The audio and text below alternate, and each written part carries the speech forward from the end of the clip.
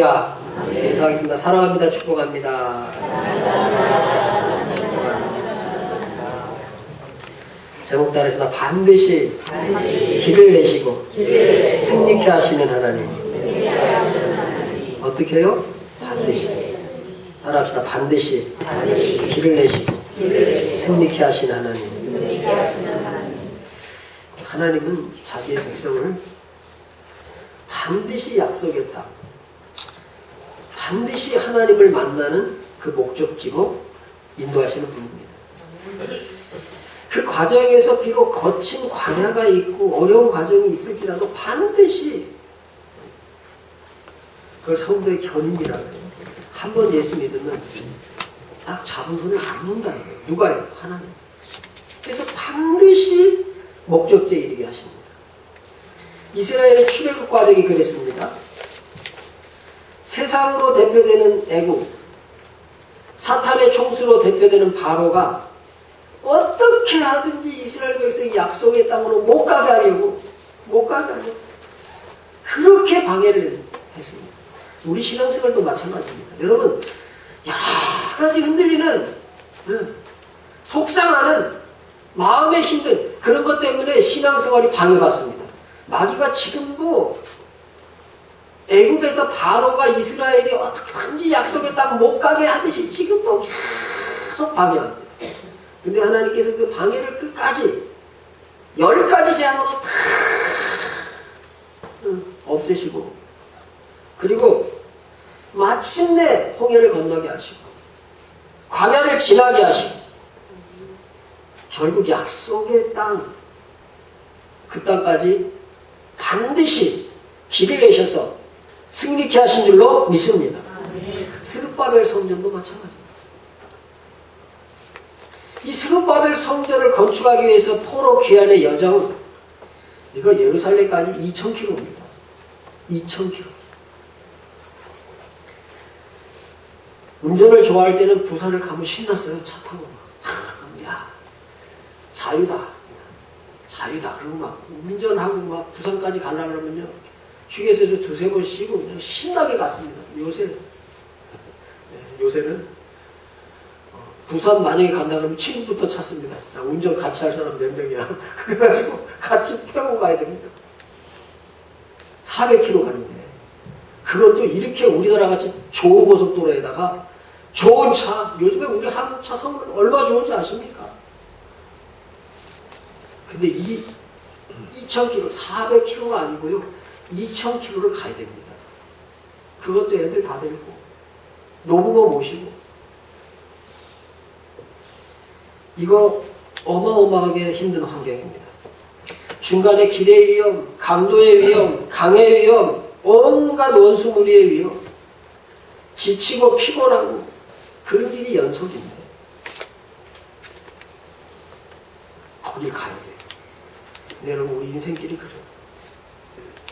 이 세상 나그네 길을 지나는 순례자, 인생의 거친 들에서 하룻밤 머물 때, 100년이라는 인생이 하룻밤.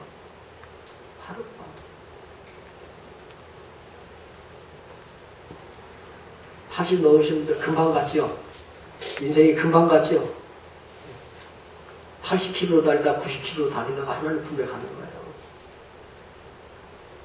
인생의 거친 들에서 하룻밤 머무를 때, 환란의 굳은 비바람, 환란의 비바람 모질게 불어도 가는 거예요. 왜? 주님이 가라 그랬으니까. 근데 여러분, 바벨론이라는 환경을 좀 쳐다보면은 이스라엘보다 훨씬 선진국입니다. 선진국이니까 점령했지요. 선진국이라고 하는 건 문화가 뛰어납니다.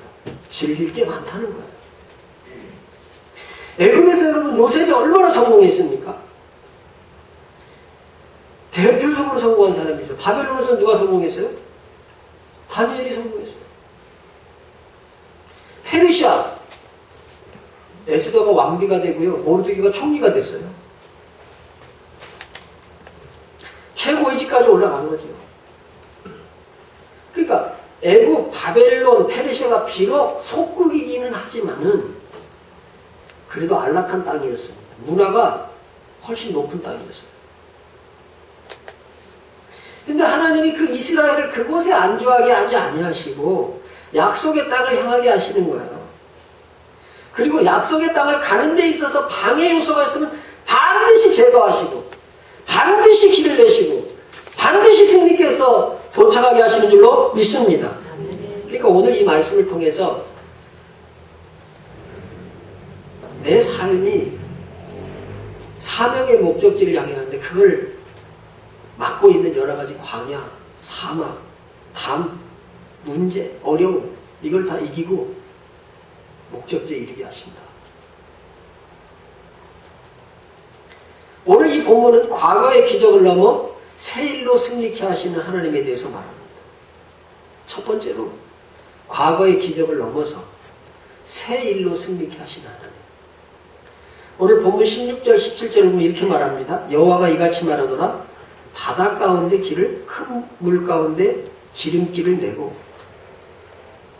병거와 말과 군대의 용사를 이끌어내어 그들로 일시에 엎드러져 일어나지 못하고 소멸하기를 꺼져가는 등불같이 꺼트려버린다. 그러니까 이스라엘 백성들에게 먼저 옛날 이야기를 꺼냅니다. 어떤 이야기? 출애굽 이야기를 꺼냅니다. 하나님이 홍해 한가운데서 애국 군대를 다 수장시켜버린 이 사건은 이스라엘 백성들에게서는 대대손손 자손들에게 이건 들려줘야 될 가문의 영광입니다. 야, 있잖아. 아들아. 아니, 손자야, 들어봐. 우리 하나님께서 말이야. 그냥 바다를 갈랐어. 그리고 광야에 나오니까 거기 먹을 게 하나도 없는데 아침마다 만나를 막 내렸어. 얼마나 놀라운 기적인지 알아? 그 자랑거리인 과거를 그 다음 절에 뭐라 그러느냐면은 야, 너의 이전 일 그거 생각하지 말고 이전 일 그거 생각하지 말고 옛날 일 이거 생각하지 말라고. 18절에 너희는 이전 일을 기억하지 말며 옛날 일을 생각하지 말라. 이 말이 앞에 지금 애국 군대를 바다에 투장시켜버렸던 그 출애굽 그거 생각하지 말아라. 그럼 여기에 어떤 하나님의 마음이 있기에 이런 말씀을 하는 거예요. 자, 이스라엘 백성들이 지금 바벨론 포로로 잡혀가 있습니다. 물론 뭐 환경이 좋다고 하지만 이게 하루하루가 힘들고 막막합니다.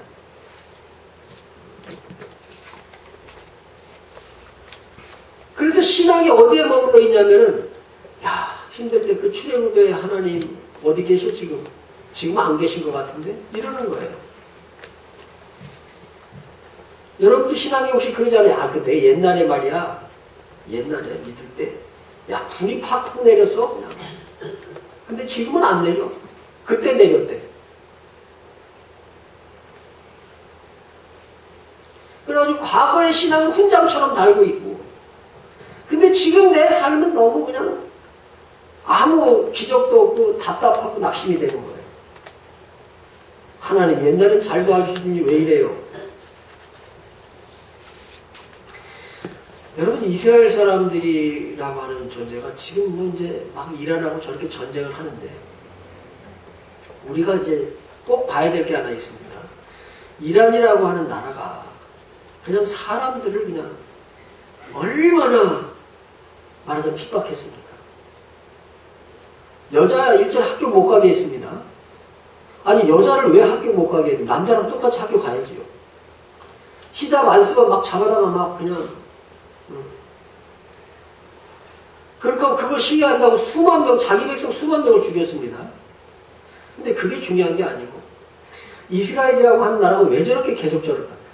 땅이 강원도 땅만이에요. 이란은요 우리나라 한 10배 정도 됩니다. 근데 이스라엘이라고 하는 땅은 우리나라 강원도 땅만 합니다. 그래가지고 핵폭탄 아니라도 진짜 센 폭탄 한 방이면 잘못하면 나라가 끝납니다. 그러니까 지금 저러는 거예요. 그러면 그런 속에서 이스라엘 사람들이 고만한 땅에서 750만 명이 삽니다. 근데 이 750만인과 식량 자립하고요. 농산물 수출까지 합니다. 우리나라 이스라엘 사람들하고 깜짝 놀라요. 아니 이렇게 좋은 환경에서 농촌이 왜 맨날 못 사냐 이거예요.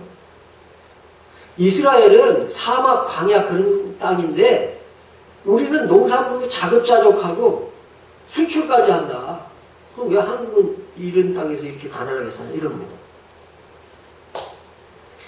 근데 이 이스라엘이 어떻게 그렇게 사느냐고 물으면은 우리 토라농법 합니다. 그럽니다. 갈릴리 호수에서 400km를 수도관을 놨습니다. 뭘 믿고 수도관다? 이 본문 믿고. 이스라엘이 그랬다는 거예요. 옛날 일 생각하지 말고 그 기억하지 말아라.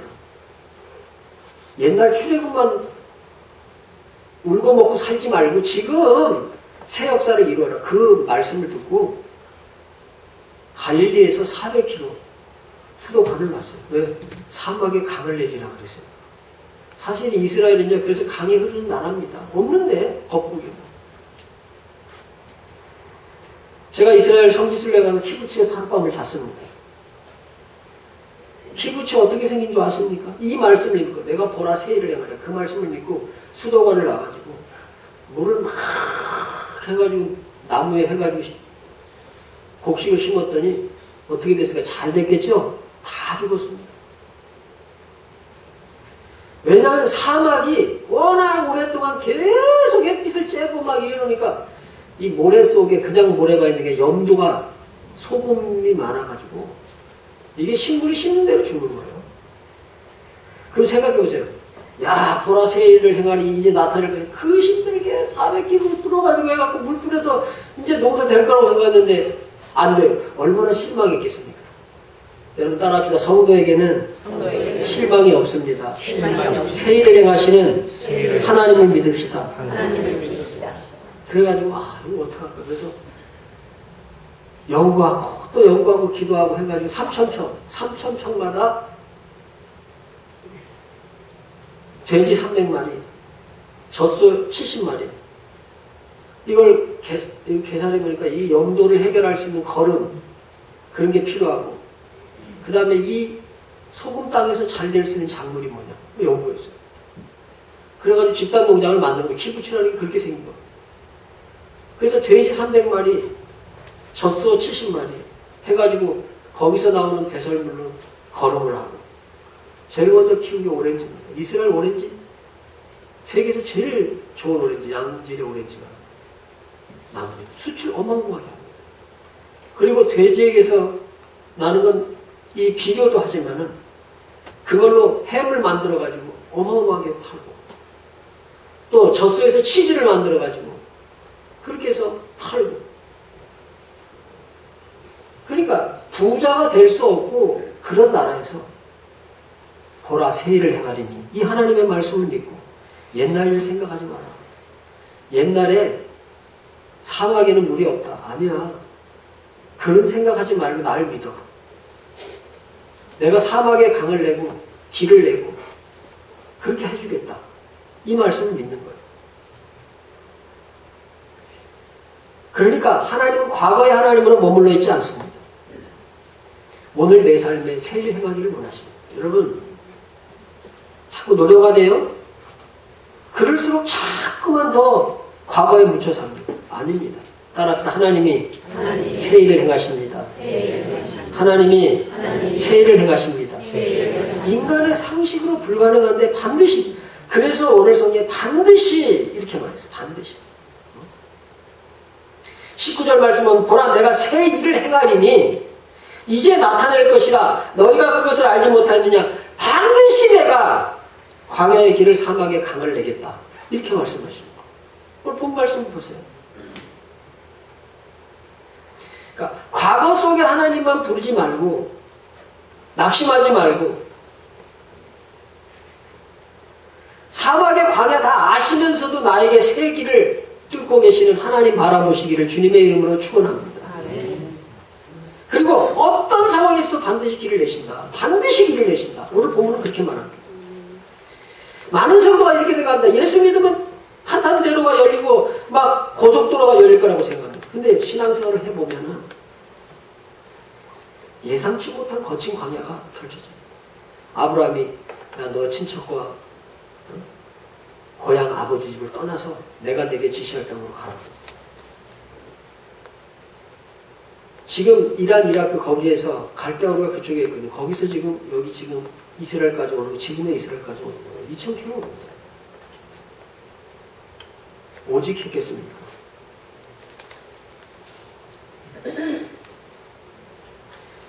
그러니까 이때 이제 그런 어려움을 만나면 따라주다 원망, 불평, 교만. 근데 사탄이 원불교 교회를 만들어. 원래 출발할 때는 누구의 명령 따라왔어요? 하나님의 명령을 따라왔는데 중간에 너무 어려우니까 무슨 교회? 기독교 신자를 원불교 교회를 만드는 거예요. 아무리 얘기를 해도 안 들리나 봐요. 원망, 불평, 교만은요, 우리의 신앙을 완전히 갉아먹는 겁니다. 가까이 하면 안 됩니다. 원망, 불평. 따라합시다. 원망, 불평, 교만은 절대 가까이 하면 안 됩니다. 그런데 목사님, 아니 따라 해봐요. 그런데 목사님, 입에서 줄줄 나와요. 우리 인생이 왜냐면요, 하나님 명령에서 갔는데 그냥 광야야. 그냥 너무 덥고 저절로 입에서 줄줄 나와. 원망, 불평이. 그걸 이기고 가는 게 신앙인 줄로 믿습니다. 그러니까 어떤 상황에도 따라합시다. 어떤 상황에도 반드시 길을 내신다. 그래서 이 출애굽 광야의 길을 설명하면서 야, 우리 다 죽었다. 그때 길을 내신 거야. 하나님. 다 죽었다. 그때 어떻게 길을 냈냐? 딱 막혀있는 홍해를 가장 빠른 지름길로 내버렸어요. 그 여기 성경에 그렇게 말하고 있잖아요. 내가 반드시 광야의 길을 내리니 그랬습니다. 그러니까 이전 일을 생각하지 말고 옛날 일을 기억하지 마라. 이렇게 말하고 내가 반드시 광야의 길을 사막에 강을 내리니 이렇게 말합니다. 그리고 16절에 보면 뭐라고 딱 아주 이 단어를 쓰냐면은 16절을 한번 보세요. 여호와께서 이같이 말하노라. 바다 가운데 길을 큰 물 가운데 뭐를 냈다고요? 큰 물 가운데 지름길. 지름길이 어떤 길이에요? 질러가는 길이잖아요. 그러니까 그런 환경 속에서 하나님께서 지름길을 만든다. 그러니까 믿음의 사람 따라합시다. 믿음의 사람은 지름길로 갑니다. 바다를 건너면 끝인 줄 알았어요. 보세요. 지름길 냈잖아요. 그죠? 와! 났다. 건너다. 근데 끝난 줄 알았는데 그 다음에 기다리고 있어요. 그것도 40년이라고 하는 거친 광야가 기다립니다. 낮에는 폭염, 밤에는 추위, 마실 물도 없지. 따라합시다. 저절로 원불교 교인됩니다. 우리 신앙이 그래요. 저절로. 이 예배당을 딱 건축했을 때 어떤 권사님이 저한테 목사님 이제 고생 끝? 행복 시작입니다. 그런 거 안 오더라고요. 따라합시다. 목사님 고생 끝? 행복 시작입니다. 그런 거 안 와요. 안 와. 뭐가 와요? 광야가 왔어요. 광야가. 그런데 하나님께서 아침마다 만나 내리시고 또 그냥 하늘에 구름 해가지고 에어컨 틀어주시고. 이스라엘은 기후가 습하지 않습니다. 그늘에만 들어가면 시원합니다. 그리고 밤에는 불기둥으로 온풍기 틀어주시고. 할렐루야. 아멘. 좀 고생스럽긴 하지만 누가 보호하세요? 하나님이 보호하시고 하나님이 인도하시는 길이에요. 바벨론에서 예루살렘까지 귀한 길도 마찬가지입니다. 집 짓고 문화에 다 적응했어요. 가만히 있으면은 세상 성공과 출세가 어떻게 보면 있는 그런 안락한 땅이에요. 근데 어느 날 갑자기 하나님께서 고레스의 마음을 움직여서 야 이제 고향 예루살렘으로 가라는 거야. 가서 성전 지대요.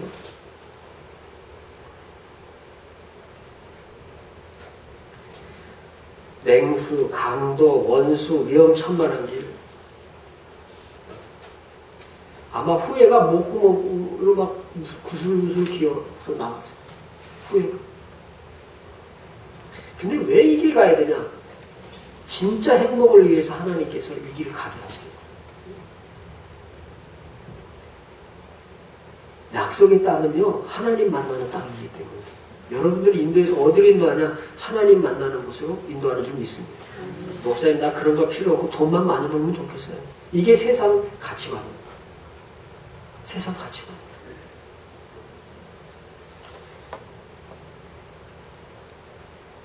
세상 사람들은 야 바벨론에서 편안하게 살고 좋은 집 짓고 야 그냥 돈 많이 벌고 출세하는 그게 복이야.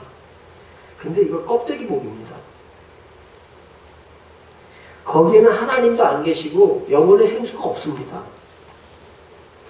오늘날 대한민국은 이제 세계가 부러워하는 그런 나라입니다. 동남아에서는 한국 그러면은 그냥 꿈의 나라입니다. 우리가 옛날에 아메리칸 드림이라고 그랬죠. 미국 가면 미국이 무슨 꿈의 나라입니까? 거기 가면요 동양인 취급도 안 합니다. 근데 거기가 꿈의 나라네. 그래갖고 가서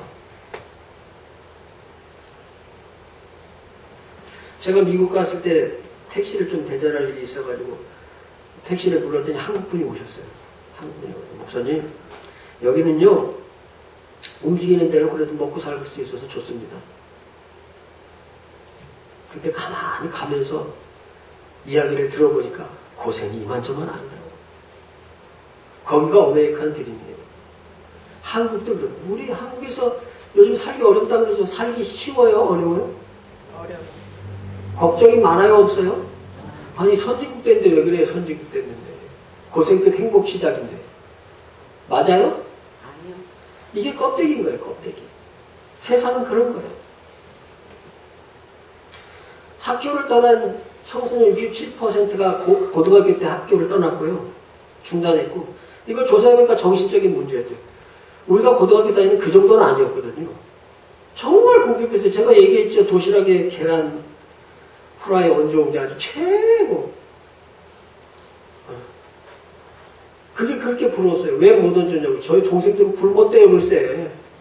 나 도시락 싸주고 그러니 거기에 무슨 계란을 무슨 얹어주기는 뭘 얹어줘요. 지금 그거 절반 뚝 잘라서 동생들 먹을 거 주고 반만 싸줘야 될 판인데 그렇게 살아도 이렇게 높지 않았어요. 정신적인 이유예요. 그러니까 그 길을 건너서 도착한 곳이 스룹바벨 성전 하나님 만나는 곳. 저 멀리 배는 나의 시온성 오 거룩한 곳 아버지 집. 여러분 야 네가 세상에서 안락함 속에 있느냐? 그거 영혼이 다 말라 죽는데요. 조금 힘들고 조금 고생스러워도 사명의 자리로 나와야 돼. 사명의 자리에 나와야 그 길을 가야 너가 진짜 복을 받는 거 진짜 행복인 거야. 거기가 이렇게 말씀하시는 거예요. 오늘 우리 찬양했잖아요. 세상 가면 방황하고 길 잃어버려. 그러니까 목적도 없이 나는 방황했네. 이게 세상의 삶의 목적. 가다 보면 목적도 없어요. 먹는 거 먹고 잘 입고 그냥 화려하게 살고 목적이 없어진다니까. 없어요. 목적도 없이 나는 방황했네. 소망도 없이 살았네. 이 세상에 소망이 뭔 소망이야? 그렇잖아요. 배부른 돼지보다 배고픈 소크라테스가 더 낫다. 그런 말이 있잖아요. 배부른 돼지 그냥 걱정 없어요. 배만 부르면 돼요. 소크라테스는 고민이 많아요. 그래도 배고픈 소크라테스가 낫대요. 그러니까 세상이라는 바벨론이 주는 가짜 안정, 세상 바벨론이 주는 가짜 행복, 이게 자꾸 우리의 복된 목적지를 방해하는 거예요. 그래서 하나님이 사명의 자리로 오라는 거예요. 왜 그러면 하나님 품으로 가야 되냐? 하나님의 숨결이 넣어진 존재가 우리예요. 하나님의 숨결로 영화롭게 지음받았어요.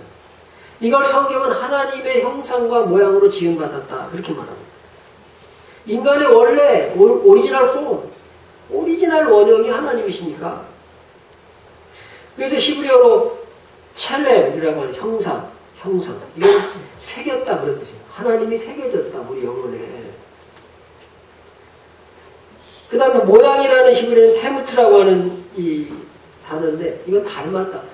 하나님을 닮고 새겨졌어요 우리 영혼에.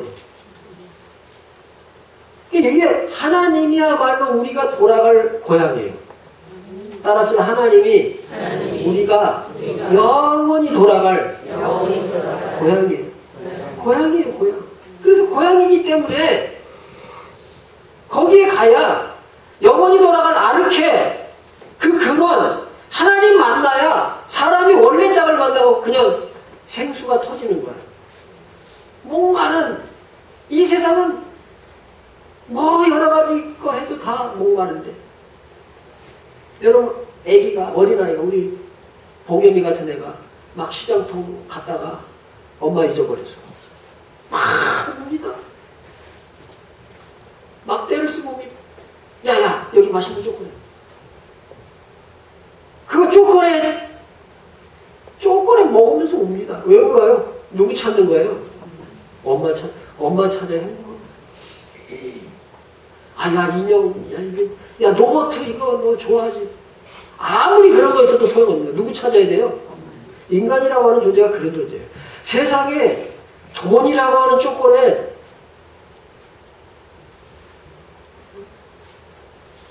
성공이라고 하는 로버트 다 필요 없는 거예요. 누구 만나야 돼요? 하나님 먼저 만나고 그 다음에 초콜릿도 필요한 거고 그 다음에 로버트가 필요한 거지.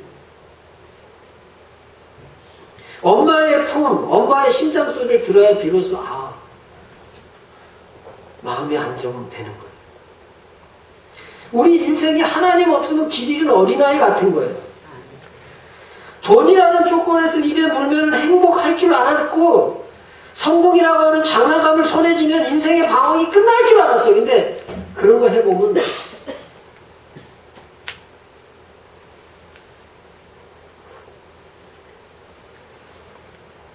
우리의 영혼이 하나님을 닮게 지어졌기 때문에 영혼의 진짜 짝인 하나님을 만나기 전까지는 그 이 세상의 갈증 기간은 없어지지 않는 거예요. 명예로도 자식으로도 재물로도 성공으로도 채울 수 없는 누구든지 목마르거든 이 메마른 세상 속에서 내게로 와서 마셔라. 그래서 하나님 진짜 만나야 이제 살겠다. 내 진짜 살로 만났다. 내 집 앞방에 누워있는 것이요. 여러분 여행지가 아무리 좋다 그래도 비행기 타고 와가지고 그냥 집에 와가지고 그냥 깨끗이 샤워하고 그냥 내 침대에 그냥 팍 이렇게 누워야 행복한 거 아니에요? 거기에 먹을 배달한 거 있어요? 그래서 영원한 안식과 평강이 하나님께 있기 때문에 반드시 우리를 그 길로 오늘 성경에 반드시 길을 내시고 승리하게 하시는 하나님 나의 승리자 하나님이십니다. 벤자민 프랭클린이 이렇게 말했어요. 인생의 가장 큰 비극은 우리가 너무 빨리 늙고 너무 늦게 지혜로워진다는 것이다. 빨리 늙고 지혜는 너무 늦게 깨달아가지고 이빨 다 빠진 다음에 깨닫는 거예요. 아이고 그때 좀 히포크라테스 의사이기도 하지만 아주 유명한 말도 남겼어요. 인생은 짧고 예술은 길며 기회는 순식간에 지나가고 경험은 속이기 쉬우며 판단은 어렵다. 그런 말을 했어요.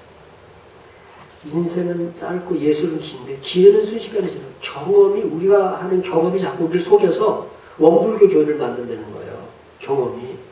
경험은 속이기 쉬우며 판단은 어렵다. 그런 말을 했어요. 히포크라테스.